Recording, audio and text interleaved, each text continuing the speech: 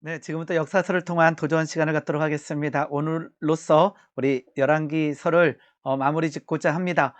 이 힘겨운 때에 그 힘겨움에 눌리지 아니하고 승리하는 주의 백성이 되기를 소망하면서 강의를 시작하겠습니다. 네, 오늘 생각해 보기는요, 이러한 질문을 던져봅니다. 우리가 성경에도 나와 있고 많이 던지는 질문인데요.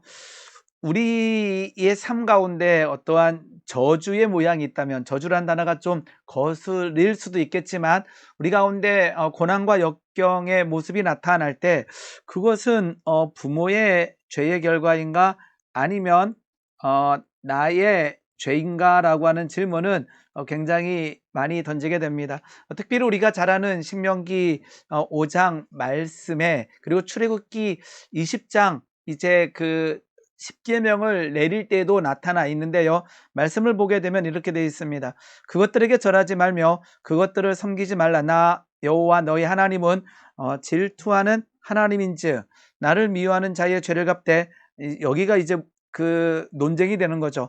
아비로부터 아들에게로 3, 4대까지 이르게 하거니와 나를 사랑하고 내 계명을 지키는 자에게는 천대까지 은혜를 베푸느니라. 그러니까 지금 3, 4대까지의 어떠한 저주의 모양이 나와 있고 천대까지 은혜의 모양이 나와 있습니다. 중요한 것은요, 이때부터 지금까지도 천대가 되지 않았다라고 하는 사실을 먼저 기억하시기 바랍니다. 이 말씀의 가장 기본적인 것은요, 하나님의 마음이라는 거죠. 하나님의 마음은 저주가 아니라 뭐다? 은혜다라는 거예요. 여기에서 이미 나타나는 거예요. 3, 4대와 천대까지. 즉 하나님의 기본 성품은 저주를 주시는 분이 아니라 우리에게 복을 주시며 우리에게 생명과 은혜를 주신다라는 거죠. 그러면 왜 여기에 이제 3, 4대까지라고 나와 있을까요? 이때 당시에 이 말씀이 쓰일 당시에는요, 이스라엘 백성들이 한 가정에 어느 정도 살았나 그러게 되면 3, 4대 살았어요. 3, 4대. 그러니까 이것은 가계에 흐르는 저주를 설명하는 것이 아니라 그냥 그 영향력을 설명하고 있는 거죠. 그러니까 지금은 우리가 뭐 2대, 뭐 부모님과 자녀들이 이렇게 한 가정을 이루고 있지만 제가 어릴 때만 하더라도 우리 3대 정도는 살았잖아요. 그러니까 저는 우리 할아버지와 같이 살아본 적이 없어요. 다 제가 태어날 때 돌아가셨기 때문이죠. 그런데 많은 어떠한 그 가정은 뭐 3대 정도는 좀 기본이었죠. 이스라엘 백성들은 3, 4대가 기본이었어요. 그 말은 뭐냐면 3, 4대 저주가 흘러간다라는 것이 아니라 3, 4대 정도 어떠한 영향을 받게 된다라는 거죠. 저는 우리 할아버지의 영향을 전혀 받지 않습니다. 왜냐하게 되면 제가 태어나기 전에 할아버지는 다 돌아가셨어요. 그런데 저는 우리 아버지의 영향을 받습니다. 우리 아버지의 어떠한 죄성들, 그것은 흐른다기보단도 제가 어릴 때 우리 아버지, 우리 어머니의 모습을 가장 많이 봤고 들었고 경험했기 때문에 우리 아버지, 어머니에게 나타난 그 모양이 저에게도 나타나는 거죠. 그 말은 무엇이냐? 태어날 때부터가 아니라 배웠다라는 거예요. 즉, 이 3, 4대라고 하는 것은 이때 당시에 그 가정이 그러한 모습이었기 때문에 증조 할아버지의 어떠한 연약함들이 그 밑에까지도 영향력을 끼치는 거죠. 같이 살았기 때문에. 가게에 흐르는 죄, 어떠한 저주라고 하는 이 그 모양 있잖아요. 가게에 흐르는 어떠한 저주의 모양을 끊어라라고 하는데, 이것이 가장 위험한 어떠한 그 위험하게 되는 것은요, 사단의 능력을 너무 높게 평가하는 우를 범하게 된다라는 거예요. 자, 우리가 조심해야 될 게 어떠한 성령의 능력과 어떠한 사단의 능력이 대결하여 이겼다. 이게 되면 이 동급으로 놓는 느낌이 있어요. 그래서 하나님을 찬양하는 거지 이 더러운 악한 영들을 싸우려고 이 땅에 우리가 있지 않다라는 거죠. 조심하셔야 됩니다.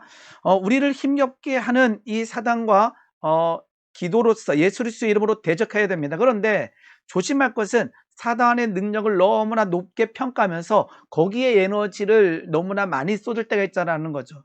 그래서 실은 그 귀신에 이렇게 매몰될 필요는 없어요.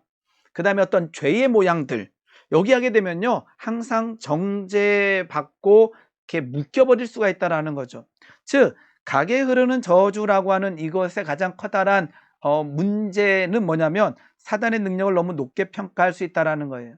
자, 이러한 질문은 실은 그 이스라엘 백성들이 포로 시대에 굉장히 많이 던졌던 질문들이 하나였어요. 왜냐 그러면 그들이 무너짐, 그들이 포로됨은요 이해할 수 없었거든요. 하나님이 사랑하시는 땅, 하나님께서 택하신 민족이 북이스라엘은 아수르에 무너지고 남유다는 바벨론에게 무너졌다라고 하는 이 자체가요 그들에게는 이해되지 않는 사건이었어요. 그래서 특별히 이제 포로된 땅에 살아갈 때 그 질문을 던지는 거죠. 우리의 죄입니까? 부모의 죄입니까? 라는 질문을 던지는 거죠. 자, 우리가 이러한 묶임에 있다면요 우리도 이러한 사고를 빠질 수가 있어요. 지금 내가 고난과 역경에 빠져 있다면 이러한 어떤 묶임에 빠져버리는 거죠. 우리 할아버지가, 우리 할머니가 무당이어서 뭐 이런 식의 어떠한 그 가게에 있었던 어떠한 사건이 이게 나를 묶어버리는 거예요. 그러면서 나는 복을 받지 못해, 나는 은혜 받지 못해. 여기는 실은 천대까지 은혜를 베푼다라고 하는 하나님의 성품이 있었는데 여기에 묶여서 우리 할아버지가 할머니가 무당이었으니까 나는 저주받아 마땅해, 저도받을 수밖에 없는 가정이고 가문이야 라고 하는 생각이 우리를 묶어버릴 수가 있다는 거죠. 이렇게 생각된다면요 우리 예스겔 18장을 중점적으로 읽으시면서 하나님의 마음을 알기를 원합니다. 제가 뒤에 써놓은 것 같은데요 아니네요. 제가 한번 그 예스겔 18장 잠깐만 한번 볼게요.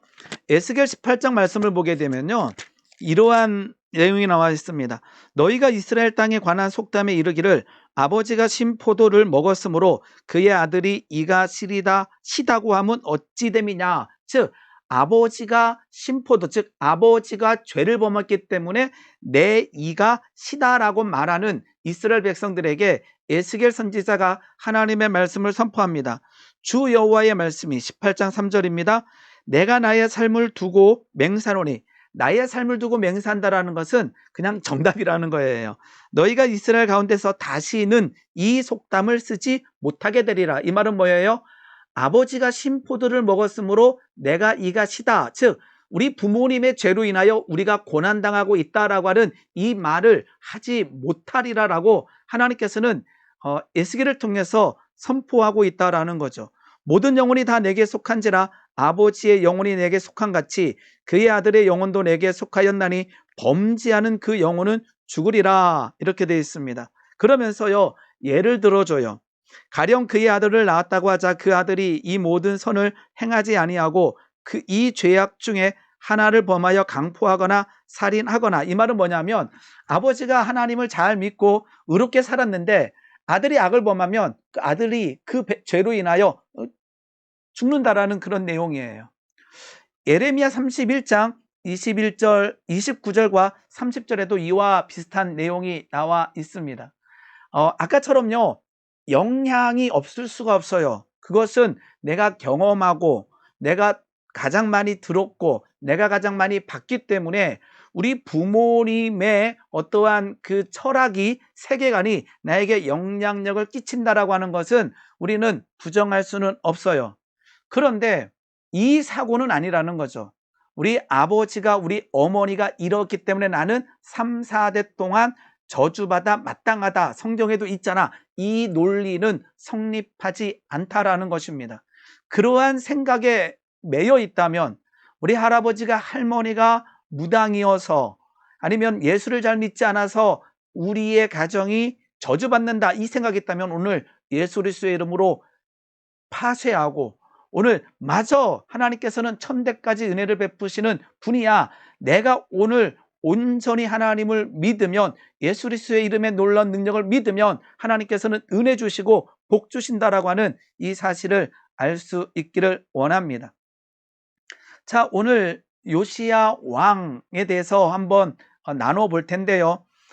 남유다 중에서 가장 칭찬받은 두 왕은 누구냐 하게 되면 히스기야 왕과 요시야 왕이 되겠습니다. 열왕기하 18장 5절 보게 되면 히스기야가 이스라엘 하나님 여호와를 의지하였는데 그의 전후 유다 여러 왕 중에 그러한 자가 없었다라고 되어 있습니다. 특별히 산당을 없앤 왕 중에 한 사람입니다. 두 명 있다 그랬죠? 요시야와 히스기야 왕입니다. 열왕기하 23장 25절에는요. 요시야도 설명하고 있습니다. 요시야와 같이 마음을 다하여 성품을 다하여 힘을 다하여 여호와를 향하여 모세의 모든 율법을 온전히 준행한 임금은 요시야 전에도 없었고 후에도 그와 같은 자가 없었더라. 여기도 그의 전후에 없었다. 여기도 전에도 후에도 없었다 그러면서 히스기야 왕과 요시야 왕을 칭찬하고 있다라는 거죠. 그런데 자, 여기를 잠깐 한번 보시기 바랍니다. 요게 이제 남유다 왕들의 모양인데요. 자, 여기가 이제 요시야 왕이 요렇게 있어요. 요 밑에 거의 이제 그 유다가 멸망하기 전에 이제 여기 들어 있고요.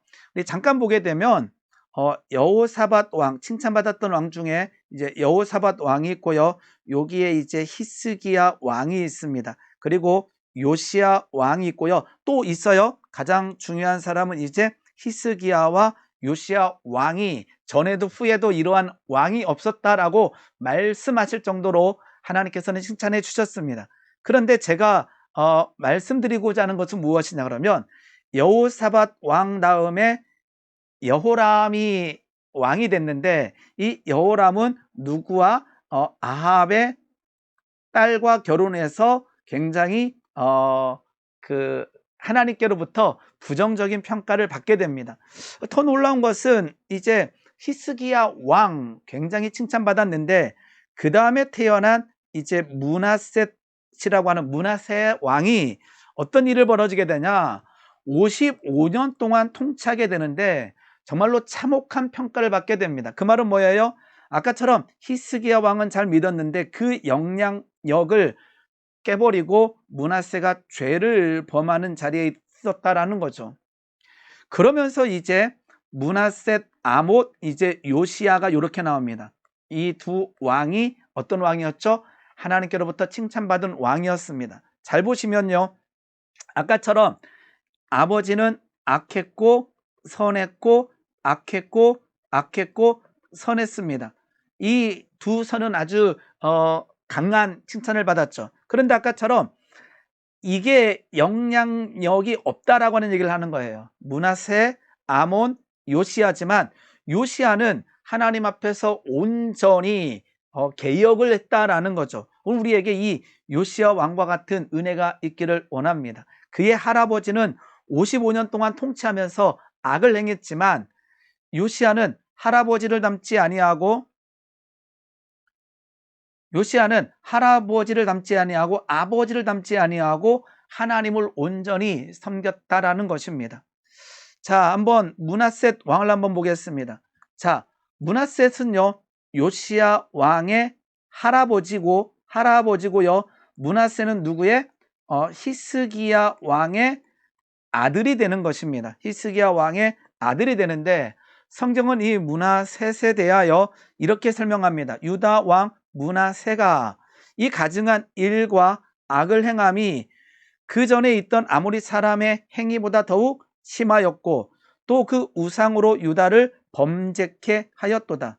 그러므로 이스라엘 하나님 여호와가 말하노니 내가 이제 예루살렘과 유다에 재앙을 내리느니 듣는 자마다 두기가 울리리라. 내가 이제 사마리아가 아수르에 무너지게 되잖아요.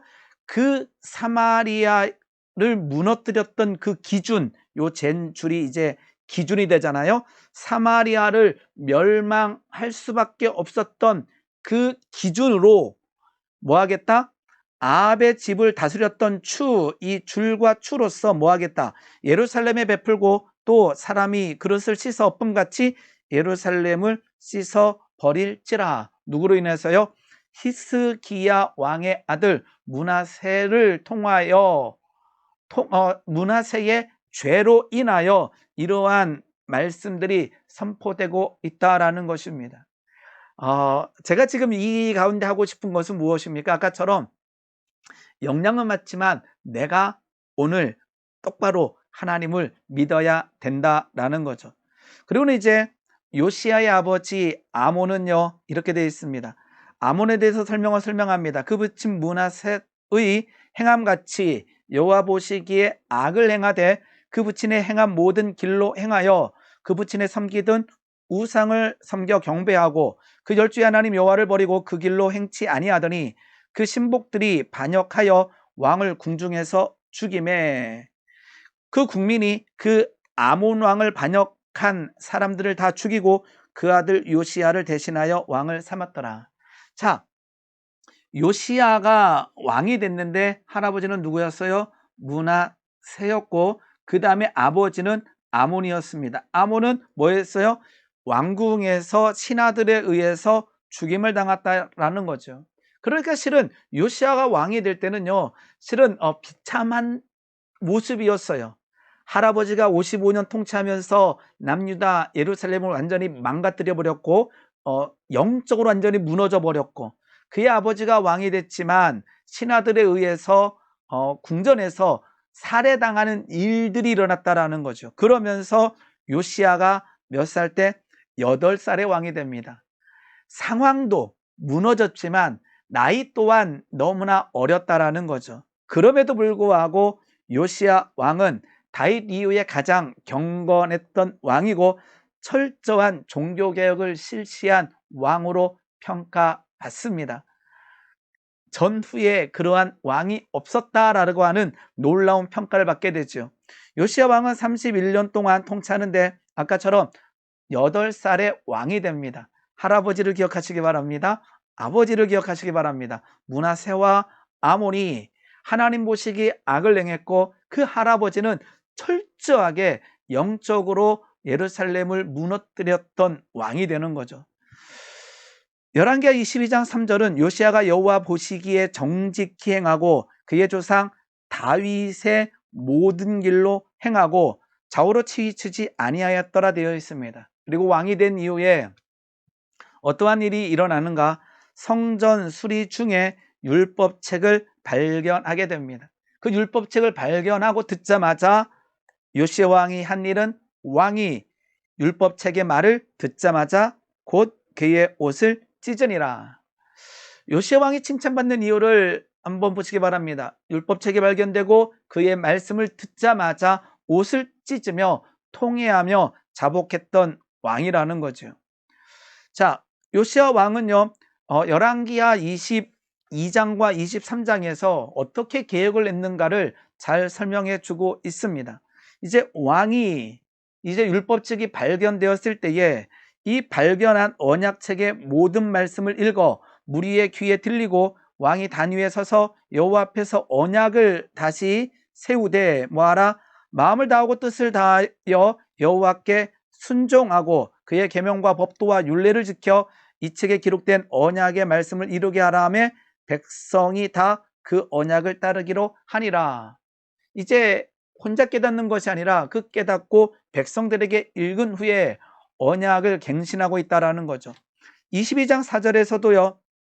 왕이 명령하고 있습니다. 명령하여 뭐 하고 있어요? 바알과 아세라와 하늘의 1월 성신을 위하여 만든 모든 그릇들을 여호와의 성전에서 내다가 예루살렘 바깥 기드온 밭에서 불사르고 그것들의 죄를 베델로 가져가게 하고 뭐 하고 있어요? 모든 우상과 우상을 섬길 때 쓰는 어떠한 물건들을 다 기드론 밭에서 불사르고 있다라는 거예요. 누가요? 8살에 왕이 됐던 요시야가 그러고 있습니다. 힘겨운 때였지만 그는 하나님을 온전히 섬기면서 하나님의 축복을 누리고 있다라는 거죠. 자, 요시야 왕은요, 신명기 말씀과 비교해 볼 때 가장 이상적인 왕이었음을 평가를 통해서 알 수 있습니다. 신명기 6장 5절에는 너는 마음을 다하고 뜻을 다하고 힘을 다하여 내 하나님 여호와를 사랑하라라고 하나님께서 말씀하십니다. 그런데 열왕기하 23장 25절에는 아까 읽었지만 요시야와 같이 마음을 다하고 뜻을 다하여 힘을 다하여 모세의 모든 율법을 따라 여호와께로 돌이킨 왕은 요시야 전에도 없었고 후에도 그와 같은 자가 없었다라고 성경은 기록하고 있습니다. 그런데 한번 밑에 보게 되면 열왕기하 23장 26절은 그러나 여호와께서 유다를 향하여 내리신 그 크게 타오르는 진노를 돌이키지 아니하셨으니, 즉 요시야는요 품어주시고 요시야 때에 하나님의 은혜를 주셨지만 전체적인 그 모양은요 므낫세 하나님 그 할아버지의 죄를 통해서 돌이키지 않았어요. 이는 므낫세가 여호와를 경노하게 한 그 경노 때문에 유다를 향하신 그 크게 타오르는 진노를 돌이키지 않았다라고 성경은 기록하고 있습니다. 자, 요시야 왕이 개혁 중에서 또 하나 성경에 나와 있는 것은 유월절을 지키고 있다라는 거죠. 자, 율법책이 발견되고 그 율법책의 내용을 듣자마자 옷을 찢고 회개하고 통회했습니다. 그리고 이스라엘 백성들에게 하나님의 말씀을 지키라고 명령했습니다. 그리고는 바알과 아세라 우상들을 격파했고 그 쓰는 물건들을 다 기도론밭에서 불살랐습니다. 더 중요한 것은 무엇인가요? 유월절의 은혜를 다시 찾고 회복하는 거죠. 유월절은 그 이스라엘 땅에서 애굽 땅에서 출애굽하기 전날 밤에 그 어린 양의 피를 좌우 문설주와 임방에 발랐을 때의 저주가 넘어갔던 그 사건을 말하게 됩니다. 그 사건을 지키고 있다라는 거예요. 유월절을 지키고 있다라는 거죠. 열왕기하 23장 21절 보게 되면 왕이 뭇 백성에게 명령하여 이르되 이 언약책에 기록된 대로 너희 하나님 여호와를 위하여 유월절을 지키라. 그 구원의 기쁨과 감격을 회복하라 하매 사사가 이스라엘을 다스리던 시대부터 이스라엘 여러 왕의 시대와 유다 여러 왕의 시대에 이렇게 유월절을 지킨 일이 없었더니 요시야 왕 18째 해에 예루살렘에서 여호와 앞에 이 유월절을 지켰다라고 되어 있습니다. 그러니까 26살이 되는 거죠. 그러니까 하나님의 은혜가 이 땅에 임하기 시작했습니다. 유월절의 기쁨과 감격이 오늘 이 말씀을 보면서 우리에게도 회복되기 원합니다. 요시야 왕이 이 개혁 운동을 할 때에 특히나 열왕기하 23장에 나와 있는 단어를 보게 되면 이렇게 되어 있습니다. 패했다, 불사르고, 빻고, 깨트리고, 이 우상의 모습들, 죄의 모습들을 이렇게 하는 거죠. 패하고, 불사르고, 빻고, 깨트리고. 이 단어들의 특징은 무엇이냐? 개혁의 철저함을 말하고 있다라는 거예요. 다시 이것을 정리하면서 그런 생각이 드는 거죠. 우리는 회개합니다. 회개하고 우리는 피하고 불사르고 빻고 깨트리는 것이 아니라 남겨두는 것 같아요. 깊숙한 곳에 그 제2의 습성들을 남겨놓은 이후에 다시 그게 나타날 때가 많다라는 거죠. 근데 요시야 왕은 개혁할 때에 패했습니다. 불사르고 빻고 깨뜨렸다라는 것은 완전한 그 뿌리까지 뽑아버렸다라는 거죠. 오늘 우리에게도 이러한 요시야 왕의 개혁, 뿌리까지 뽑아버리는 은혜가 있기를 원합니다. 아까처럼 요시야 왕이 개혁에도 불구하고 성경에는 훌다의 예언이 기록되어 있는데 이렇게 되어 있습니다. 하나님께서 율법책에 기록된 대로 유다를 예정대로 뭐 할 것이다? 심판하실 것이다. 돌이키지 않으셨다라는 거죠. 요시야는 이 재앙으로부터 면제될 것이다. 그런데 그 요시야의 개혁에도 불구하고 심판이 진행될 것이다 라고 해서 결국 BC 586년에 바벨론에 의해서 남유다 예루살렘은 무너지게 됩니다. 왜 돌이키지 않았을까는 신학적 질문이기도 합니다. 그런데 이 답을 찾기보다 이 요시야 왕의 우리가 성품을 배우는 거죠. 그 말은 무엇이냐?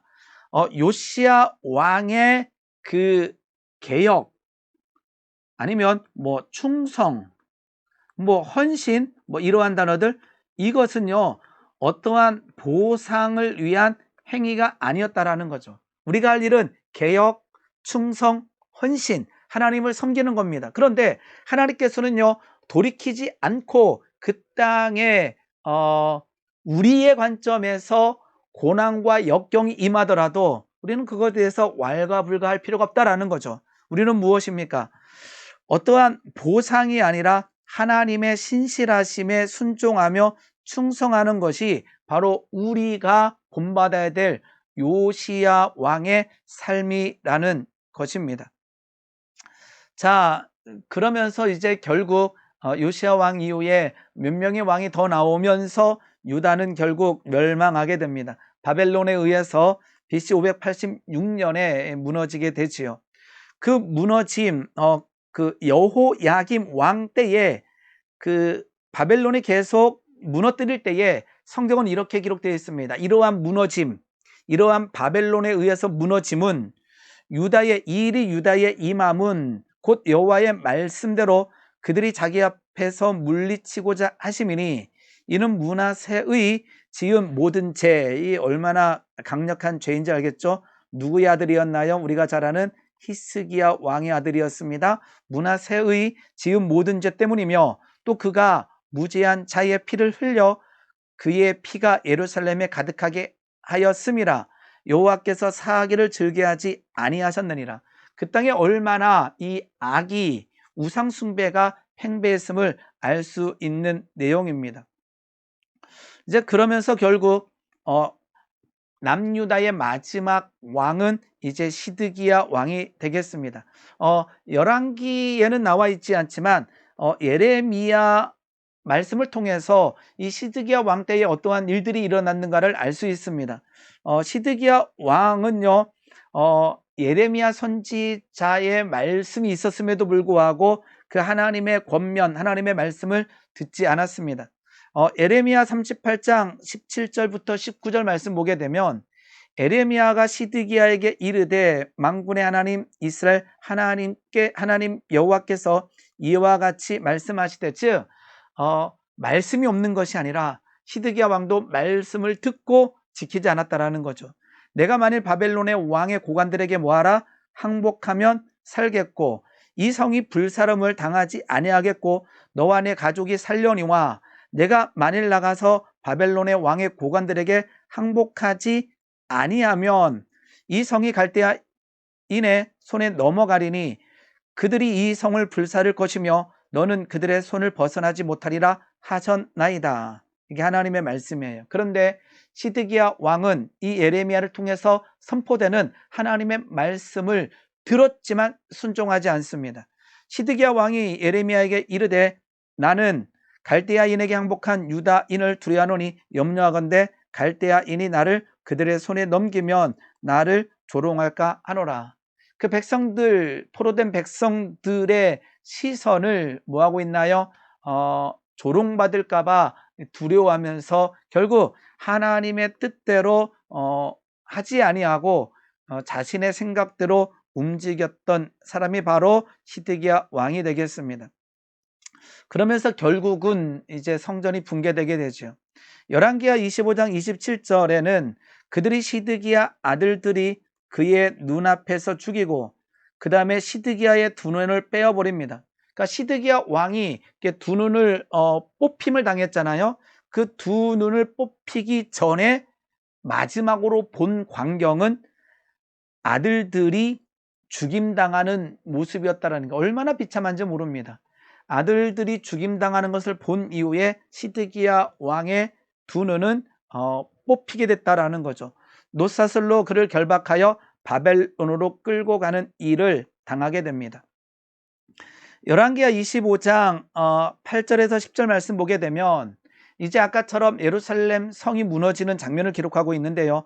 바벨론 왕 누부갓네살의 19째 해 5월 7일에 바벨론 왕의 신복 시위대장 누부사라단이 예루살렘에 이르러 예루살렘의 성전과 왕궁을 불사르고 예루살렘의 모든 집을 귀인의 집까지 불살랐으며 시위대장에 속한 갈대아 온 군대가 예루살렘 주변의 주위의 성벽을 헐었다. 예루살렘 성전이 불타고 왕궁이 불타고 예루살렘 주위의 성벽을 헐어버리는 일들이 일어나고 있다라는 것입니다. 자, 열왕기에는 나와 있지 않지만 이 남유다 예루살렘 성전이 무너졌을 때 하나님의 말씀을 선포했던 예레미야는 예레미야 예가를 통해서 이때 당시를 노래하고 있습니다. 이것은 엄청난 눈물이지요. 슬프다 이 성이여, 슬프다 예루살렘 성이여. 전에는 사람들이 많더니 이제는 어찌 그리 적막하게 앉았는고. 전에는 열국 중에 크던 자가 이제는 과부같이 되었고, 전에는 열방 중에 공주였던 자가 이제는 강제 노동하는 자가 되었도다. 밤에는 슬피우니 눈물의 땀이 흐름이요, 사랑하는 자들 중에 그에게 위로하는 자가 없고, 친구들도 다 배반하여 원수들이 되었도다. 유다는 환난과 많은 고난 가운데에 사로잡혀 갔도다. 그가 열국 가운데서 거주하면서 쉴 곳을 얻지 못하며 그를 핍박하는 모든 자들이 궁지에서 그를 뒤따라 잡았도다.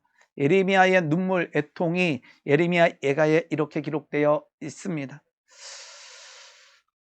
그럼에도 불구하고 하나님의 신실하심, 하나님께서는 약속하시고 말씀이죠. 말씀을 우리에게 주시고 뭐 하신다? 지키심이라는 거죠.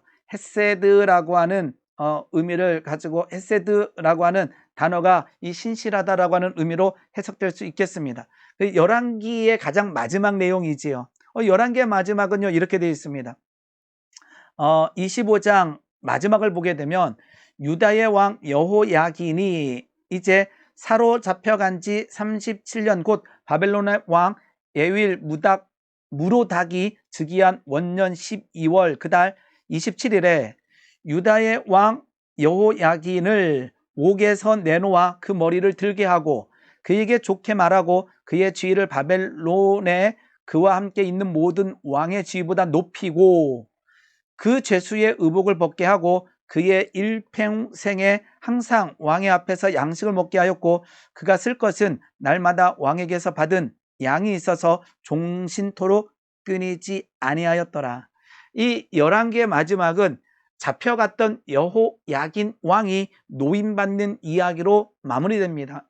이 이야기가 굉장히 중요한 게요, 무슨 의미냐게 되면, 이렇게 북이스라엘과 남유다는 멸망했지만 하나님의 약속, 하나님의 말씀, 하나님의 신실하심은 계속된다라는 거죠. 자, 우리 마태복음 1장을 보게 되면 족보가 기록되어 있는데 요 여호야긴 이름을 한번 찾아보시기 바랍니다. 바벨론으로 사로잡혀갈 때 요시야는, 이제 우리가 요시야 왕이죠. 요시야는 여고냐와 그의 형제들을 낳으니라.